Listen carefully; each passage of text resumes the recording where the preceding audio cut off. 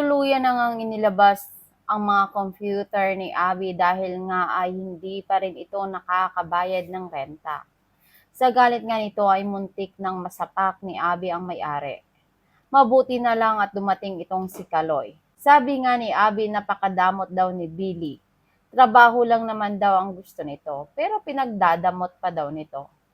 Habang sa school itong si Oliver at ang ama nito ay sabay nga silang nag-lunch. Naitanong nga ng ama kung gusto daw ba nito mag-aral ng college sa Canada. Sagot naman ni Oliver mas gusto daw niya sa Amerika dahil doon daw nakalibing ang puntod ng ama nito. Ikinagulat naman ng ama ang sinabi ni Oliver. Tanong nga ni Jordan si Billy kung niniwala daw ba ito sa second chance. Tanong ni Billy, si Jordan daw ba ay kaya nitong magpatawad? Pag-uwi nga ni Billy ay ikinagulat nito dahil nandoon ang ama nito sa labas ng bahay nito. Sumisigaw nga ito at tinatawag itong si Billy dahil gusto nga nitong makausap. Pakaabangan nga natin kung pagbibigyan kaya ni Billy ang ama na makausap ito.